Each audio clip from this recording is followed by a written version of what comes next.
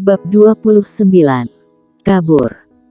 Hanya kurang dari setengah jam setelah warrior yang dan wanita berbaju putih pergi, seorang pria setengah baya botak muncul di samping tubuh Bloody Hand. Pria botak itu berusia sekitar 40 tahun, tanpa pakaian di bagian atas tubuhnya, dan tubuh bagian atas serta kepalanya yang telanjang ditato dengan segala macam rune aneh. Rune itu seperti makhluk hidup, mereka merayap perlahan, sangat aneh. Pria bertato melihat sekeliling, dan akhirnya menatap mayat Bloody Hand tanpa kepala. Melihat tubuh Bloody Hand, pria bertato menggelengkan kepalanya, dengan ekspresi serius di wajahnya, dan berkata dengan suara rendah, Bloody Hand mengatakan bahwa pihak lain terkena segel darah hitam, tetapi mengapa Bloody Hand mati dengan tragis? Mungkinkah ada orang sekte pedang lainnya? Selesai bertanya-tanya, pria bertato berjalan ke depan Bloody Hand dan melihat lubang pedang di dada Bloody Hand. Ketika dia melihat salah satu lubang pedang, mata pria bertato memadat, dan dia berkata dengan suara yang dalam, 3 lubang pedang itu seharusnya energi pedang perisu, dan energi pedang kecil di sebelahnya seharusnya bukan milik perisu.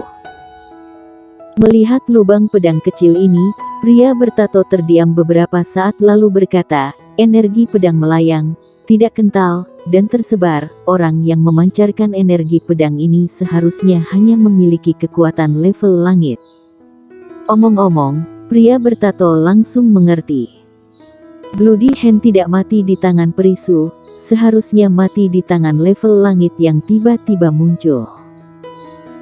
Memikirkan hal ini, pria bertato melambaikan tangan kanannya dan melemparkan jimat transmisi suara ke udara, mengatakan, Bloody Hand sudah mati, tidak perlu datang, perisu telah disegel darah hitam, dan kultivasinya telah habis. Ini kesempatan, iblis darah dan sabit darah pergi ke hutan ribuan ular untuk mencegat, master alam bawaan yang lain untuk sementara meletakkan kesibukan di tangan, pergi geledah 2 wilayah lembah hantu dan lembah penghancur jiwa, tidak boleh biarkan dia kembali ke sekte pedang hidup-hidup, kalau tidak rencana sekte kita bisa berubah. Setelah berbicara, sosok pria bertato itu bergerak dan berubah menjadi bayangan hitam, melayang ke kejauhan. Di hutan lebat, warrior yang berlari cepat dengan wanita berbaju putih di punggungnya. Meskipun wanita di punggungnya seperti batu giok, tetapi warrior yang tidak punya energi memikirkan hal ini. Sekarang dia hanya ingin bertahan hidup. Dia membunuh orang-orang sekte hantu. Dia tidak percaya bahwa pihak lain akan melepaskannya. Dilihat dari kekuatan Bloody Hand, komplotannya jelas bukan sampah. Bahkan jika itu sampah, itu jelas bukan sesuatu yang bisa dia lawan. Tapi dia tidak menyesalinya. Bloody Hand ingin membunuhnya, lalu kenapa dia tidak bisa membunuh Bloody Hand? Aku merasa orang kuat sedang memburu kita. Pada saat ini, suara wanita itu datang dari punggungnya. Apakah kekuatanmu sudah pulih? Warrior yang sangat gembira. Dia melarikan diri dengan wanita ini di punggungnya, bertaruh bahwa wanita ini dapat memulihkan kekuatan, atau ada penolong. Bagaimanapun, sekte pedang begitu dekat dari sini, wanita ini seharusnya menggunakan beberapa metode rahasia untuk memanggil penolong. Tidak. Wanita berbisik, segel darah hitam adalah teknik kekuatan magis, dan itu digunakan oleh Bloody Hand dengan harga tinggi. Tanpa bantuan dari luar, aku tidak akan pernah bisa pulih. Alasan aku bisa merasakannya adalah karena kesadaran spiritual aku. Meskipun kekuatan aku terhalang, kesadaran spiritual aku masih normal. Mendengar kata-kata wanita, hati warrior yang tiba-tiba masam, lalu berkata, apakah kamu sudah panggil penolong? Tidak. Kenapa? Warrior yang hampir jatuh ke tanah. Awalnya, dia berpikir bahwa pihak lain telah memanggil seorang penolong. Meskipun dia sedikit gugup di hatinya, dia tidak takut, tetapi sekarang Kultivasi seluruh tubuh aku disegel. Bagaimana aku bisa menggunakan metode rahasia untuk memberitahu Sekte Pedang? Setelah mendengar ini, warrior yang dengan cepat berkata, kalau begitu kamu gunakan jimat transmisi suara. Bukankah Bloody Hand itu baru saja menggunakannya? Aku tidak punya. Warrior yang terdiam, berhenti tiba-tiba, dan kemudian melejit ke arah lain. Melihat warrior yang tidak berbicara, wanita itu berbisik, apakah kamu menyesal membawaku?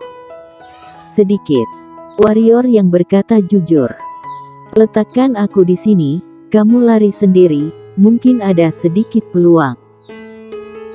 Mendengar itu, warrior yang sedikit tergoda, tetapi malah menggelengkan kepalanya, dengan meninggalkan wanita ini di sini, seandainya wanita ini tidak mati. Dengan kekuatan dan status wanita ini di Sekte Pedang, itu akan menjadi kematiannya.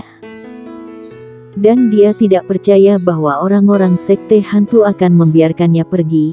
Bagaimanapun juga, dia membunuh seseorang yang tampaknya tidak berstatus rendah. Mereka tidak akan membiarkan aku pergi, bawa aku, kamu akan berada dalam masalah terus-menerus. Warrior yang tersenyum pahit, dan berkata, aku menempatkanmu di sini, setelah mereka membunuhmu, apakah akan melupakannya, tidak akan datang untuk menggangguku. Wanita berkata, meskipun aku tidak tahu tingkatan apa penolong Bloody Hand, seharusnya tidak terlalu sulit bagi pihak lain untuk melihat bahwa Bloody Hand tidak mati di tangan aku. Terlebih lagi, aku telah kehilangan semua kultivasi aku. Mungkin mereka sudah tahu bahwa seseorang membawaku untuk melarikan diri. Dengan cara kejam Sekte Hantu, mereka tidak akan membiarkanmu pergi. Itu dia. Warrior yang tersenyum pahit, dan berkata, karena mereka tidak membiarkan aku pergi, tidak ada perbedaan antara meninggalkan kamu dan membawa kamu. Dan dengan kamu di sisiku, aku merasa lebih nyaman. Dia berkata sejujurnya, dia telah melihat kekuatan wanita itu dengan matanya sendiri. Jika tidak ceroboh, dari mana Bloody Hand bisa mencari celah? Dengan orang yang begitu kuat di sisinya, mungkin akan ada titik balik. Bagaimanapun, dia bertaruh kali ini. Wanita itu terdiam beberapa saat dan berkata, mengapa kamu tidak berlari menuju hutan ribuan ular dan malah mengubah arah? Kamu harus tahu bahwa kita hanya memiliki kesempatan untuk selamat ketika kita kembali ke Sekte Pedang. Jika kamu adalah penolong Bloody Hand, apa yang akan kamu pikirkan pertama kali? Wanita itu terdiam. Jika dia adalah penolong Bloody Hand, dia pasti akan menghalangi jalannya kembali ke Sekte Pedang. Memikirkan hal ini, wanita itu menundukkan kepalanya dan melirik warrior yang, dengan sentuhan kagum di matanya, sangat muda, tidak hanya energi hitam 5 elemen yang legendaris, kekuatan dan kebijaksanaan ini juga sangat bagus. Jika berlatih selama beberapa tahun di Sekte Pedang, mungkin mencapai peringkat King Yun di wilayah selatan. Sekte Pedang tidak ada yang bisa masuk ke peringkat King Yun wilayah selatan selama beberapa dekade. Warrior yang ingin sekali memiliki kemampuan makhluk kecil saat ini, jika ada kecepatan makhluk kecil, apakah takut dikejar Sekte Hantu? Setelah berlari liar selama hampir 2 jam, warrior yang akhirnya sedikit lelah, bersembunyi di pohon lebat bersama wanita berbaju putih. Melihat wajah wanita itu yang indah dan sempurna, detak jantung warrior yang sedikit lebih cepat, menekan perasaan aneh di hatinya, dan berkata dengan suara yang dalam, perjalanan tanpa tujuan kita bukanlah solusi. Seiring waktu, kita pasti akan tertangkap, apakah kamu punya ide bagus? Tidak. Kata-kata wanita sederhana dan langsung. Wajah warrior yang berkedut, dan dia hampir memuntahkan darah mendengar kata-kata wanita, berkata, tolong, kekuatanmu begitu kuat, apakah tidak ada cara atau ide? Wanita itu melirik warrior yang samar-samar, dan berkata, bawa aku kembali ke Sekte Pedang, lalu aku akan memimpin orang untuk menghancurkan mereka. Yang bisa kupikirkan hanyalah ini. Warrior yang terdiam, berpikir aku juga ingin membawamu kembali ke Sekte Pedang. Tapi bisakah kamu kembali? Sekarang dalam perjalanan kembali ke Sekte Pedang, pasti ada master yang menyergap, jika ke sana, pasti akan mati. Kamu adalah 5 elemen energi hitam, kenapa aku belum pernah mendengar namamu di Sekte Pedang? Mata wanita menunjukkan rasa ingin tahu dan minat. Aku murid tukang. Warrior yang menggenggam batu energi di tangannya, menyerap energi di dalamnya, mendengar pertanyaan wanita itu, dan berkata dengan santai. Murid tukang. Wanita mengerutkan kening, dan berkata, bagaimana mungkin? Meskipun alammu rendah, tetapi kekuatanmu tidak rendah, dan juga energi hitam metalik di antara 5 elemen energi hitam, bagaimana bisa itu menjadi murid tukang? Apakah murid tukang sangat agung? Apakah aku perlu berpura-pura?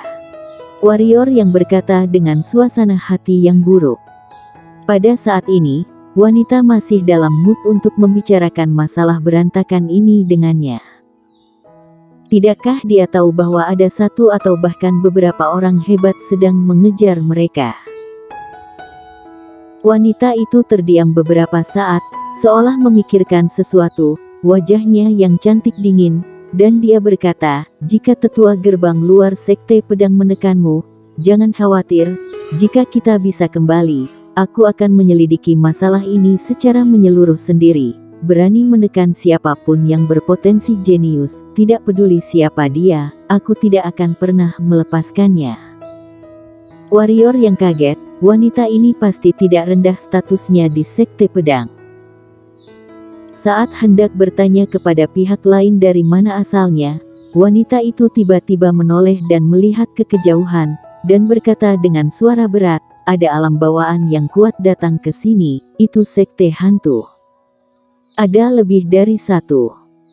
Mendengar ini, warrior yang berdiri dengan cepat, tanpa ragu-ragu, mengangkat wanita itu di punggungnya, dan kemudian melompat turun, melesat ke kejauhan. Sambil berlari dengan liar, warrior yang bertanya, jika aku memiliki jimat transmisi suara, dapatkah kamu menggunakan jimat transmisi suara untuk memberitahu Master Sekte Pedang? Wanita terkejut, dan kemudian berkata, ya, tapi setidaknya itu harus jimat transmisi suara kelas menengah. Apakah kamu punya? Belum. Wanita bersambung.